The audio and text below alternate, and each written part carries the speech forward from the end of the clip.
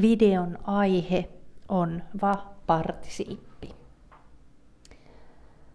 Va-partisiippi on adjektiivin tapainen tai vähän samanlainen kuin adjektiivi, mutta se tehdään verbistä. Tässä ensin näet muutaman esimerkkilauseen. Ulkona on haukkuva koira. Kirjaa lukeva lapsi istuu sohvalla.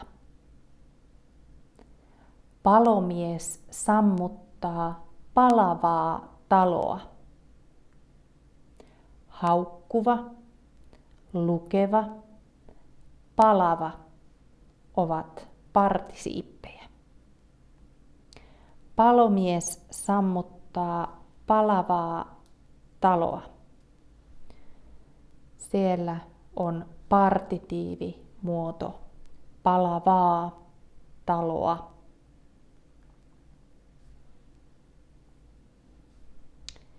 Eli va-partisiippi on adjektiivi tai adjektiivin tapainen sana, joka tehdään verbistä. Eli ensin sinulla on verbi lukea, haukkua, istua, palaa,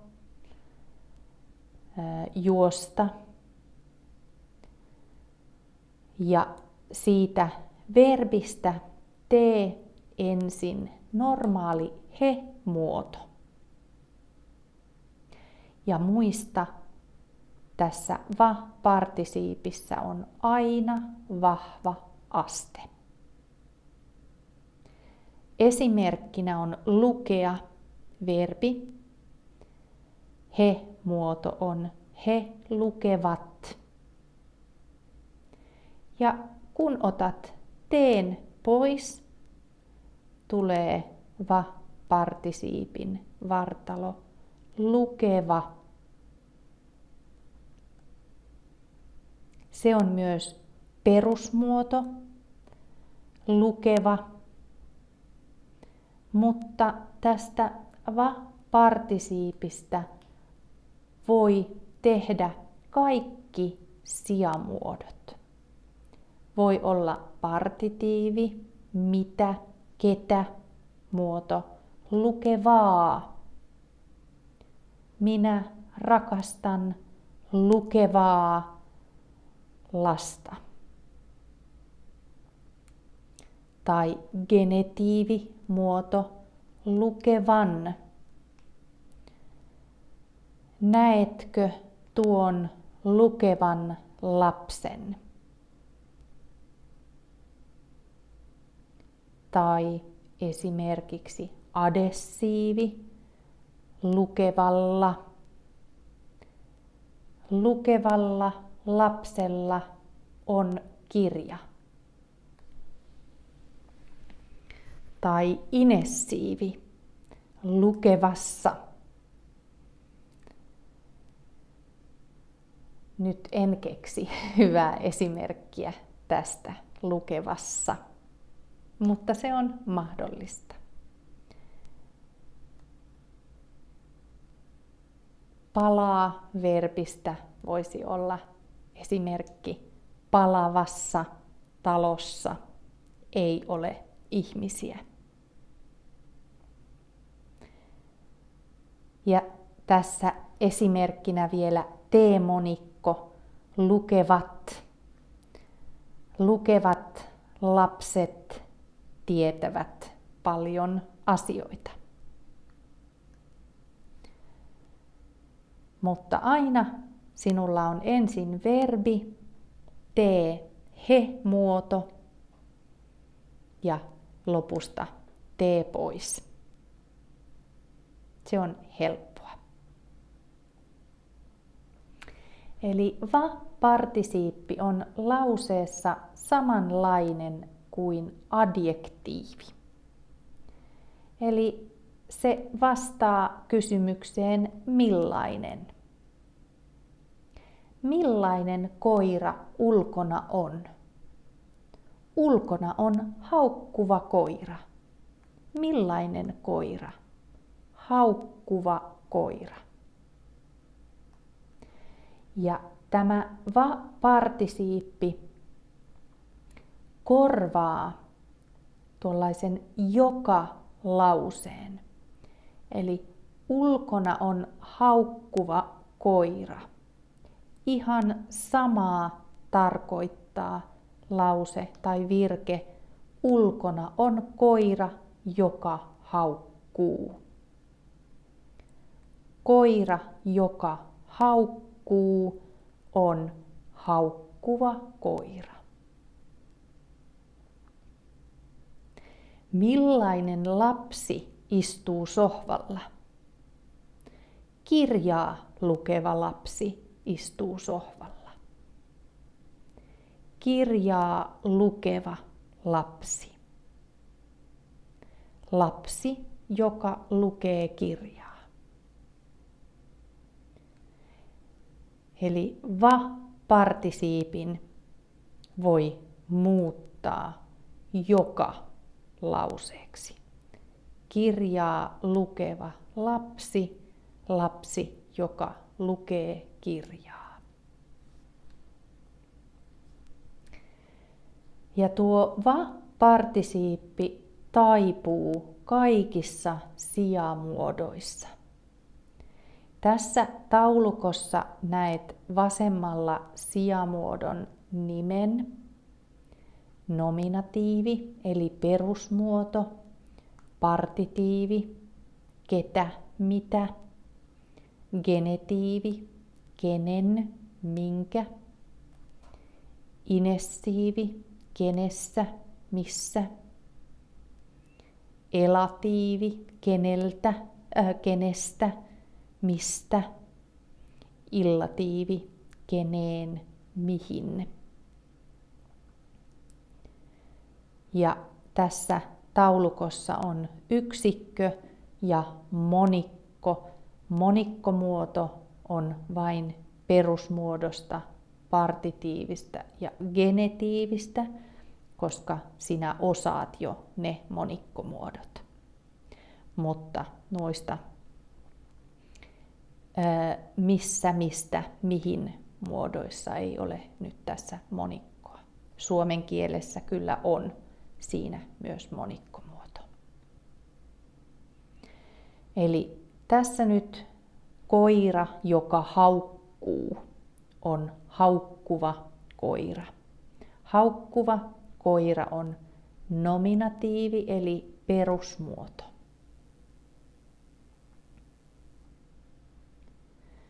Monikko on haukkuvat koirat. Perusmuodon monikko. T-monikko. Ja esimerkkilause. Haukkuvat koirat ovat vihaisia.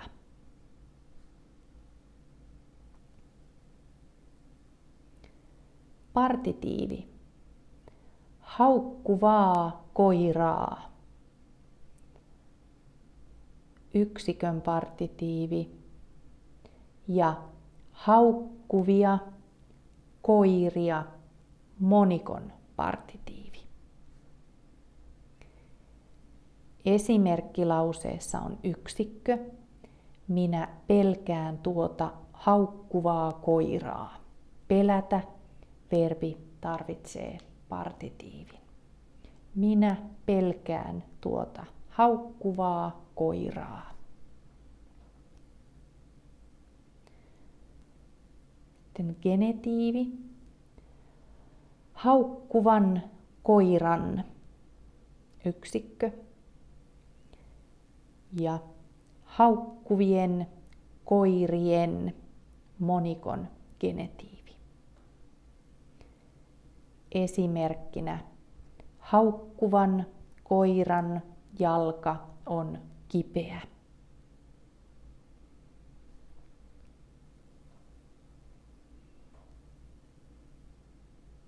Inessiivi. haukkuvassa koirassa. Siitä ei ole esimerkkiä, koska haukkuvassa koirassa ei ehkä ole oikein järkevä va-partisiippi. Mutta tähän sopisi hyvin se palava partisiippi. Palavassa talossa on ihmisiä.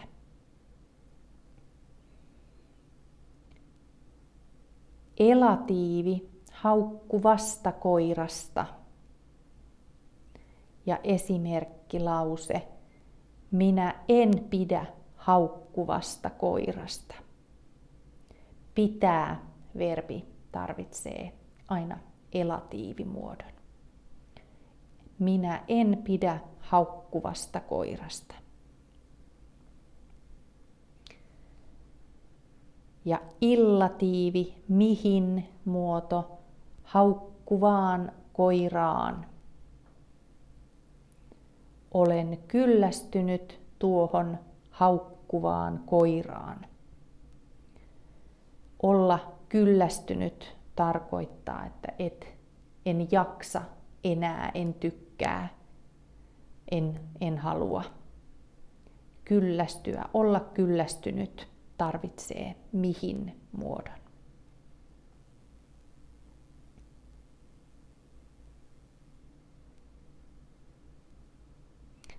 Vielä 4 sijamuotoa tässä, eli adessiivi, millä, kenellä, ablatiivi, miltä, keneltä, allatiivi, mille, kenelle ja translatiivi, miksi tai keneksi, tällainen KSI-loppuinen sijamuoto. Adessiivi haukkuvalla koiralla.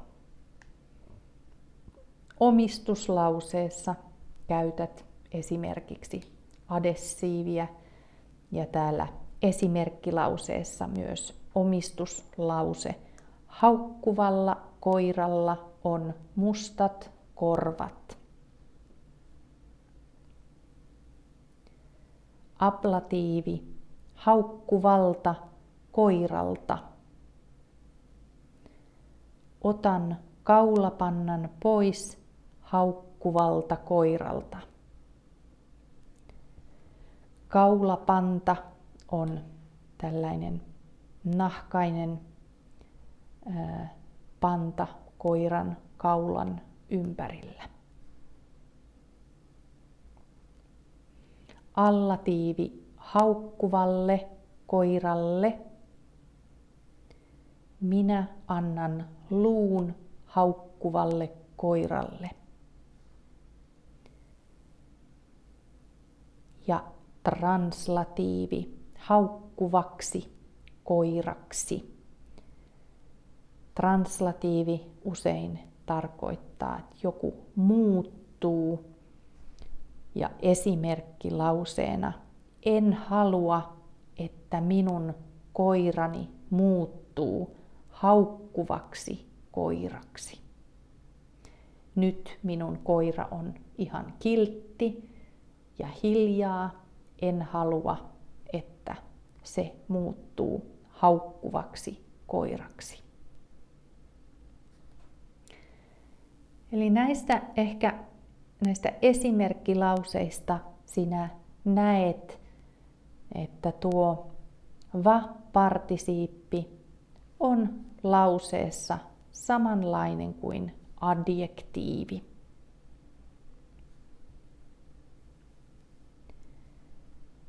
Eli vastaa kysymykseen millainen.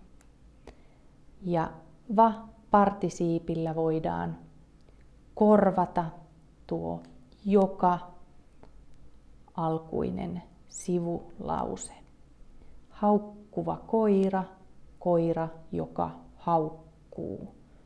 Kirjaa lukeva lapsi, lapsi, joka lukee kirjaa. Tuolilla istuva nainen, nainen, joka istuu tuolilla.